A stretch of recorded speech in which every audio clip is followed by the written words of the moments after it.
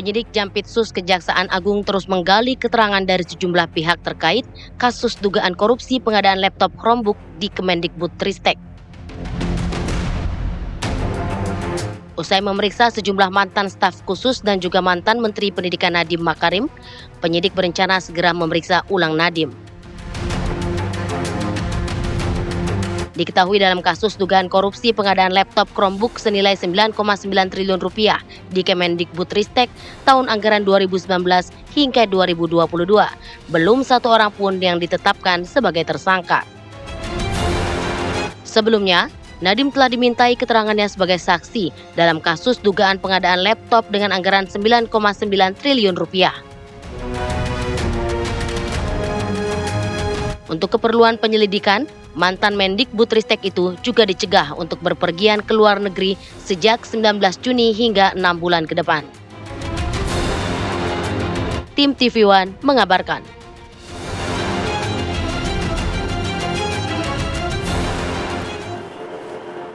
Selain kasusnya di Kumala yang cukup menyentil saya, dicekal ke luar negeri Pak Nadiem Makarim. Di era liburan kali ini, kemana ya Pak Nadiem ya kira-kira? Iya kan musim liburan nggak bisa keluar negeri. Ya. Mending mungkin ikut Pak Jokowi Jalan-jalan ke Bali. Oke, kita akan melihat bagaimana perkembangan terkini dari kasus korupsi Chromebook yang kemudian melibatkan mantan menteri ya pendidikan. Ini ada Pak Nadiem Makarim. Kita akan bahas pagi hari ini. Sudah ada siapa saja di Kumala? Sudah ada narasumber kita di studio, ada Mas Heri Firmansyah, pakar hukum pidana Universitas Tarumanegara. Selamat pagi Mas Heri. Mas Heri. Selamat pagi, Assalamualaikum warahmatullahi wabarakatuh. Waalaikumsalam. Nggak liburan? Mudah-mudahan nggak dicegah. Iya, kan nggak dicekal ya. Yang penting ada uangnya aja. Aduh. Oke, selanjutnya ada Mas Iman Sanatul Hairi, Kepala Bidang Advokasi Guru P2G. Selamat pagi, Selamat pagi, Mas Imam. Iman. Selamat pagi. Nggak liburan juga? Nggak liburan? Harusnya liburan sih. Harusnya ya. liburan. Mampir dulu ke sini. Tapi nggak dicekal kan? Nggak. Gitu, oke. Saya mau langsung ke Mas Imam. Mas Imam, Chromebook menjadi masalah. Apa yang menjadi masalah? Sebenarnya kan Chromebook nggak ada masalah. Bisa dipakai untuk belajar, bisa dipakai untuk mengisi nilai. Apa yang kemudian menjadi masalah? Iya, yang pertama memang di lapangan itu guru membutuhkan laptop reguler yang sangat umum sebetulnya. Dan apa yang ada di Chromebook itu sebenarnya masih sangat asing untuk guru-guru. Apa yang bikin asing? Karena dia kan pakainya iOS ya. Ya. Sementara kita kan pakainya masih yang seperti Windows, yang reguler. Ngetik-ngetiknya masih dengan aplikasi yang... Artinya spesifikasinya nggak sesuai dengan kebutuhan guru. Dan itu juga terbukti kan apa yang disampaikan oleh kejaksaan bahwa sudah ada riset sebelumnya dan dinyatakan kurang efektif. Tetapi tetap dibelikan Chromebook dan disebarkan kepada guru-guru. Dan saya juga mendapatkan banyak cerita ya, sekarang banyak yang Chromebooknya tidak terpakai, gampang mati karena memang mungkin di YouTube pernah diulas speknya murah gitu. Ya. Ini yang menurut saya sih, saya sebagai guru di tahun 2021 dan di tahun 2022 dan seterusnya, kita jangan lupa itu masa pandemik ya. Kita lagi pandemik-pandemiknya, guru-guru bergelimpangan, kita mau ke sekolah susah, guru juga memang butuh laptop sebetulnya, tetapi kemudian malah ada yang korupsi gitu. Itu juga sangat, menurut kami sangat perlu diusut secara tuntas. Itu. Iya, tapi seperti implementasinya seperti apa kalau dari data yang dimiliki oleh P2G, apakah memang ini kurang efektif pengadaan Chromebook itu untuk tenaga pendidik? Tahun 2021 dan 2022 ya, kami ingin memastikan, karena kami paham betul Chromebook ini kan hanya efektif, hanya bagus kalau dipakai ketika ada sinyal. Maka kami ngecek ke daerah-daerah, adakah daerah-daerah yang sinyalnya kurang atau dia daerah 3T tapi dapat Chromebook, ternyata ada. Ada. Padahal Pak Nadiem bilang nggak ada ya. Iya, jadi kami justru membuktikan sebaliknya di Kabupaten Melawi di Kalimantan Barat.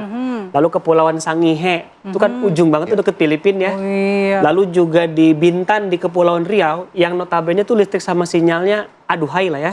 Atau GSM, geser sedikit mati. Itu menurut teman-teman kami guru di NTT ya. Geser sedikit mati. Iya, geser sedikit mati. Mereka naik pohon. Ya bayangkan, mereka naik pohon demi sinyalnya. Demi sinyal Chromebook, itu kan sangat ironis menurut kami. Atau gitu mungkin kan. dikasihnya bukan buat dipakai tapi buat pajangan kali ya Mas ya. Betul sekali. Tapi kalau dari pengalaman Mas Imam sendiri ketika menggunakan Chromebook, apa yang menjadi kendala? Apa yang kurang dari Chromebook sendiri sehingga tidak bisa dipakai untuk implementasi tidak maksimal untuk belajar mengajar? Kalau untuk guru-guru perkotaan, listrik sinyalnya aman, saya kira itu tidak akan menjadi masalah besar. Untuk aplikasinya? Untuk aplikasinya saya kira ini untuk saya misalkan untuk daerah sinyal bagus itu nggak masalah, tetapi untuk daerah-daerah tertentu yang sinyal kurang bagus itu tentu akan bermasalah. Dan juga secara umum iOS ini belum dikenal oleh guru-guru. Kita masih pakai saya simulasikan hal yang sangat sederhana ya. Ketika di sekolah kita pakai Chromebook, terus kita bikin administrasi, laporan, rencana belajar, kita print itu bisa berantakan karena pakai produknya Google ya. Sementara kita kan sudah biasa pakai Windows dengan fitur yang sangat berbeda. Itu sangat asing sekali. Makanya kami benar-benar curiga saat itu 2021-2022. Kok bisa memaksakan seperti ini? Di era kepemimpinannya Pak Nadiem Makarim di Mendikbud. Nah, kita ke Mas Heri. Mas Heri, bagaimana Anda melihat Kejagung yang sudah mencekal mantan Mendikbudristek ini, Nadiem Makarim, ke luar negeri? Apakah Kejagung sudah punya dasar hukum yang kuat untuk melakukan pencekalan terkait dengan peran Nadiem? Ya, sebelumnya nanya dulu, Masnya dapat nggak nih Chromebooknya juga? Iya. Ya sebenarnya saya nggak dapat. Mudah-mudahan kalaupun dapat bermanfaat begitu ya. Nah, dalam konteks apa yang dilakukan oleh pihak Kejaksaan Agung, ini kan sebenarnya juga ada kaitan pencegahan itu dengan undang-undang lain. Termasuk Undang-Undang Keimigrasian, Undang-Undang 6 tahun 2011 ya. Bahwa seseorang itu bisa saja dicegah ke luar negeri, ya mungkin salah satu alasannya adalah berkaitan dengan tindak pidana yang sedang didalami kepada yang bersangkutan. Kita nggak mengatakan beliau ini langsung menjadi tersangka karena rilis resminya belum ada sampai detik ini ya, kita harus hormati itu. Nah, dalam konteks tadi tentunya Kejaksaan punya wewenang, karena boleh yang melakukan pencegahan itu boleh Menteri Keuangan, Ketua KPK misalnya, Kapolri, dan juga Jaksa Agung. Maka dalam hal ini karena ini adalah wilayah domainnya Kejaksaan Agung dalam melakukan penyidikan, ya sah-sah saja hal itu dilakukan. Apalagi sebelumnya sudah dilakukan upaya untuk memanggil ya staf-staf khusus dari Pak Nadiem sendiri yang mungkin berkaitan langsung dengan proyek tersebut. Nah, dalam hal ini kan berarti ketika yang dipanggil adalah staf khususnya Pak Nadiem, ini kan berkaitan dengan siapa yang menyuruh misalnya untuk menggulirkan kebijakan tersebut. Nah, ini kan ujungnya nanti ujung pangkalnya ke sana.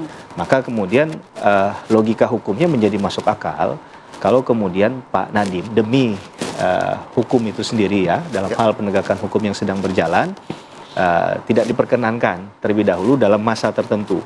Tidak selamanya. Karena mungkin saja dalam konteks ini 6 bulan sampai 6 bulan ke depan sejak dikeluarkannya keputusan cegah itu, maka dia nggak bisa keluar negeri yang bersangkutan. Kemudian syaratnya juga selama 7 hari ke depan dari putusan itu kan harus disampaikan ke Pak Nadiem. Saya nggak tahu Pak Nadiem sudah menerima resmi atau tidak, malah mungkin jangan-jangan media yang lebih katanya mendahului. Sih belum gitu tahu. Kan. Belum tahu Ya. informasinya begitu. Nah, ini yang jadi persoalan. Dan dalam kasusnya dugaan dalam tindak pidana korupsi ini kan sebenarnya ada upaya dari Pak Nadiem saat itu untuk digitalisasi pendidikan.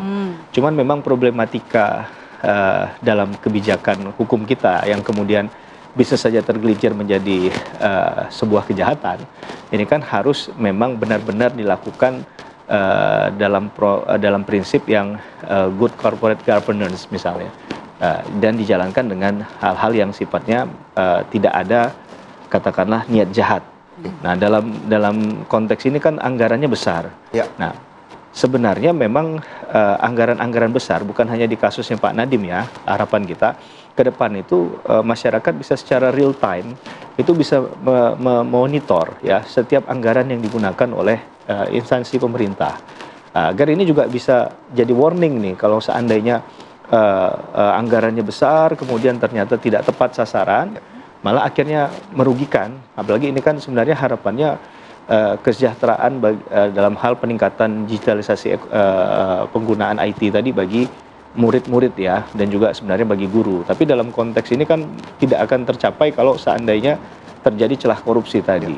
Nah, walaupun juga Pak Nadiem juga sudah berbicara dan menjelaskan bahwa beliau juga sudah berkonsultasi dengan ahli-ahli begitu.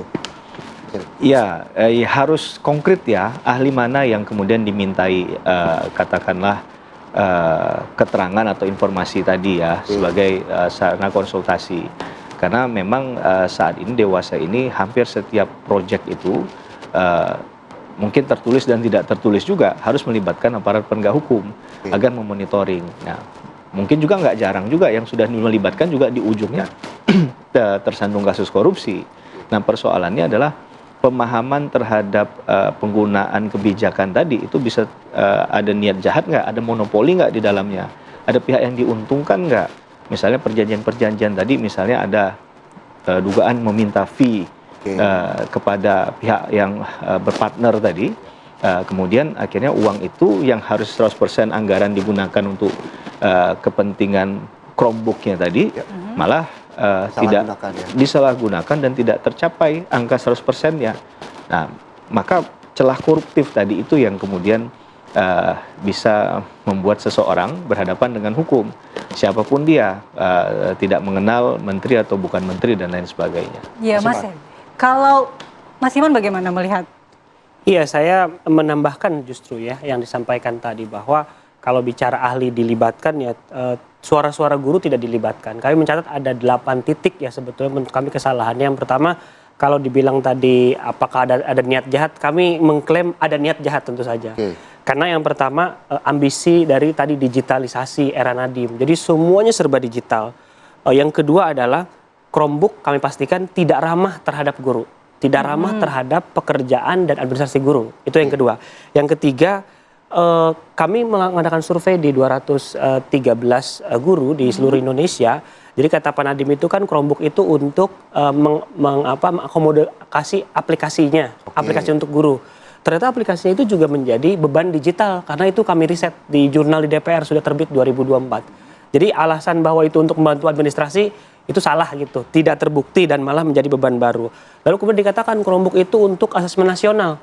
Terbukti bahwa asesmen nasional terjadi di NTT, misalkan guru-guru nyari sinyal ke kandang kambing. Itu demi asesmen nasional. Yang saat itu lagi pandemik, jadi kita terpaksa harus berinteraksi dengan banyak orang. Yang kelima, Nadiem Makarim kami ulang kembali tidak pernah mendengarkan suara-suara guru waktu tahun-tahun tersebut.